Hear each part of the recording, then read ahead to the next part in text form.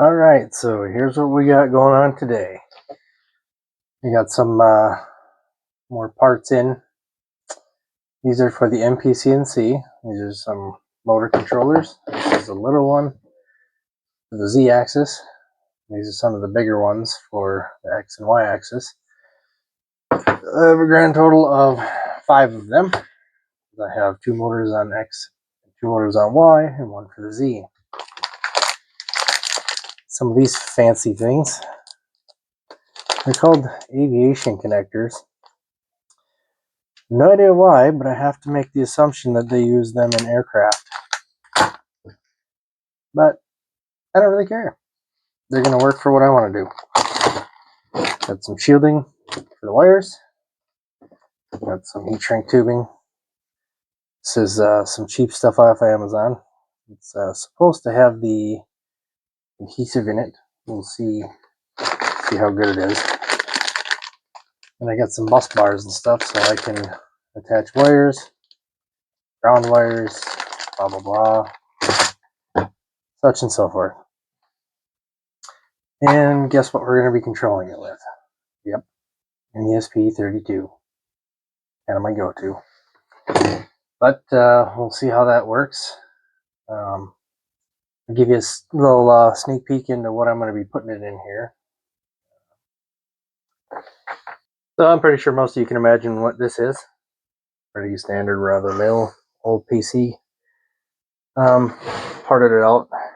I guess my nephew needed some parts. This was the one that was controlling the MPCNC that I have out in the garage that I built, but a little on the slow side.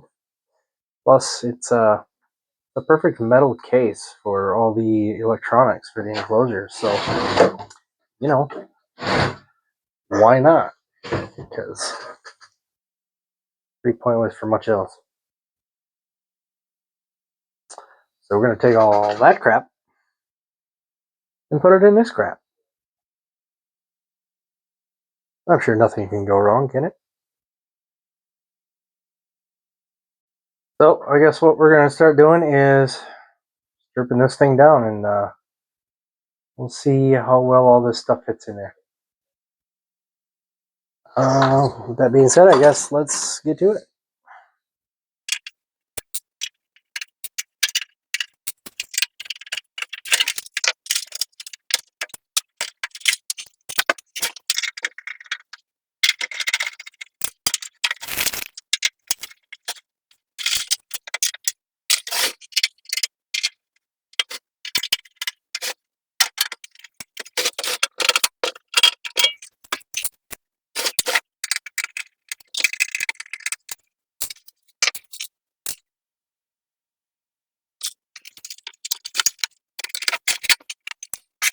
If anybody has any idea what to do with these old pieces of crap, let me know. Give me some ideas. I got a couple laying around, and well, CDs just aren't a thing anymore.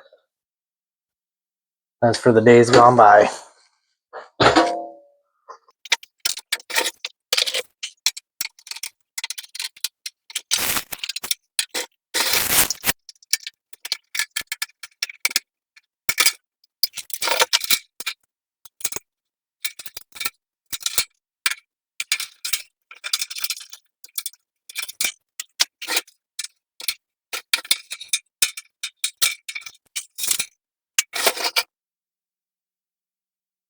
There you go. Started with a piece of shit. I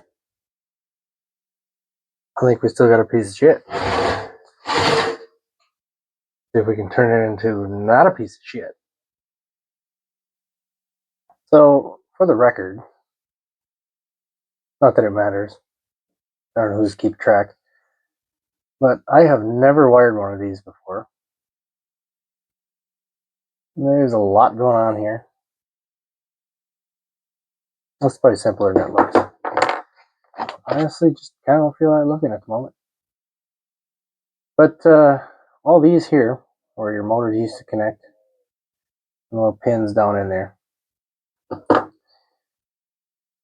And then this board right here is set on top of an Arduino Mega. and I just uploaded my code right to that. So this made the connection, I don't know, fairly simple.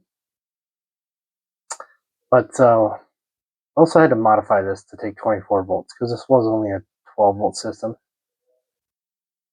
and or up to 12 volts. That's probably one of the reasons it failed, because likely did something wrong. But hey, nobody cares. This, on the other hand, good to from 20 volts to 50 volts. Pretty sure these little tiny steppers just shit the bed if I put 50 volts to them. Right now I just have little NEMA 17 steppers. And I'll see if I can find one here real quick. Something along the lines. This is one I'm not using. Probably find a different project to use it, but the tiny. And I think,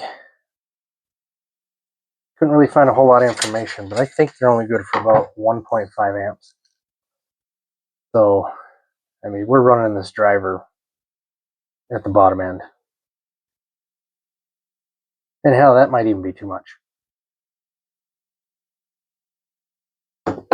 But, room for improvement. Here's the other one. This one is good from 9 to 42 volts. The research showed that there's a little bit higher failure rate on these, so I went with the bigger, better ones off the bat. One thing that's kind of neat though, these all have these terminals, screw terminals you can just pull out. So, when I inevitably fry one, at least it's kind of plug and play after that. These do, however, if you look at the pinouts, they are pinned differently, so I can't really mix and match. I will have to rewire if I have to upgrade one or something. I'll figure out what all the dip switches do, blah, blah, blah.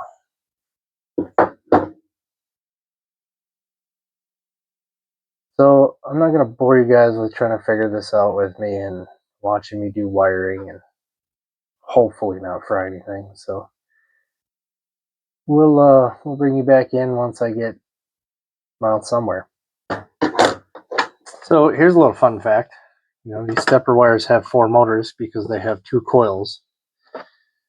If you look at this here, this one's going to say coil A and coil B, positive and negative. Now, there's a bunch of people out there that are like, yeah, just check for continuity and everything else. I find it easier to take 2 of the wires, give it a spin after you connect them together. Those are 2 separate coils. When you find a pair that are on the same, what you'll find is there's resistance when you spin it. Is it connected? Nice and smooth. So, a little fun fact. Just from doing that, I know that one coil is red and yellow, and one coil is black and green. It does not matter on here whether you put it to A or B, or positive or negative. All of that is changeable in the code. Once in a great while, you'll have to switch 2 of these around, give or take, when you put them on the wrong way, even though you figured out which 2 are a pair. Not that I would know from experience, though. We do everything perfectly. And just like that, wham, bam, thank you, ma'am, it's done. I know there's probably going to be eventually somebody out there that's say, well, you should use some connectors or something on there. I mean, let's be honest here. The only reason I call it halfway hobbies is because I wasn't sure if I should call it half-assed hobbies. So that would just be doing things too nice. Ain't got time for that. So another reason that I went with the cheaper, smaller one on the Z-axis. A big part of that is because it goes to smaller amperages. And these stepper motors are, I don't know, They're probably the ones that just barely work from the bottom of the barrel in the Chinese factory they came from. So they get really hot if you try and overpower them. And the reason I wanted to go with these for the other 2 axes is because I plan on stepping up to some NEMA 23s because this MPCNC, even though it's a plasma table right now, it's going to double as a router table as well. I plan on trying to do some metal milling with it eventually, but I'm not sure what all that's going to take. So I'm giving myself some room for some upgrades on bigger motors, a little more power, torque. You know, nothing wrong with a little more torque. So I'm going through and setting the dip switches on this. Dip switches. Anyways,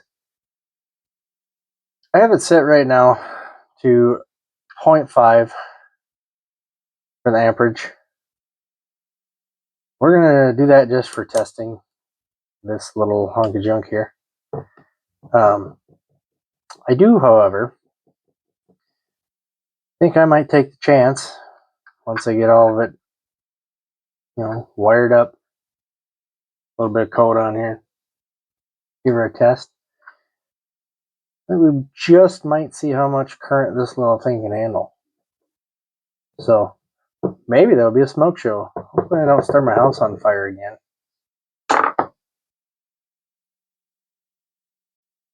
All right, now I've got it wired up. I got a few pins running it. One of them's an enable pin, which allows the controller to cut the power to the motor. One's a pulse switch that controls how fast it's going to turn, how many pulses I can send to it. The other one is a direction, which is obviously which controls the direction of the motor. And this one here is just a ground. Simple little bit of code here.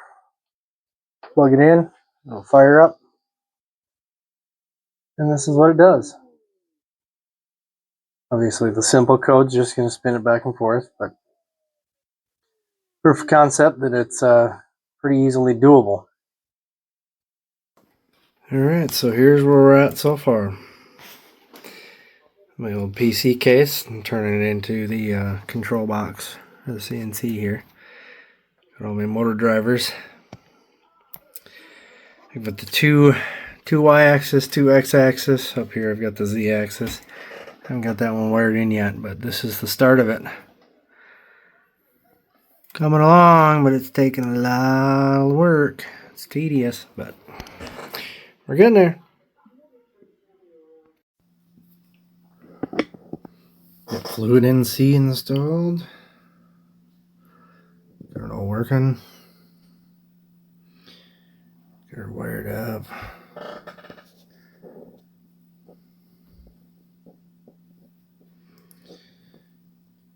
Couple of stepper motors to test.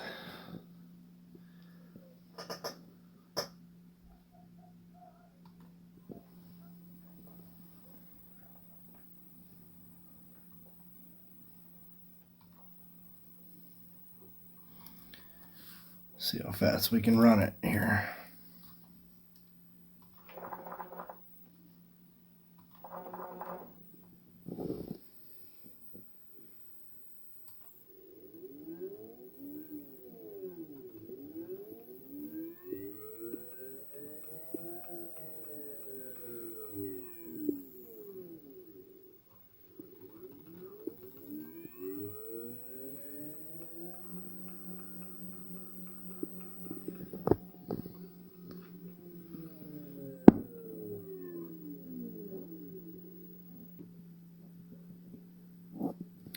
Got the motors disabling and everything. Now I just gotta get the old Z hooked up here.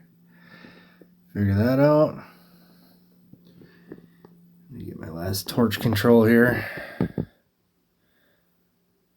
I'm gonna get that wired into a relay.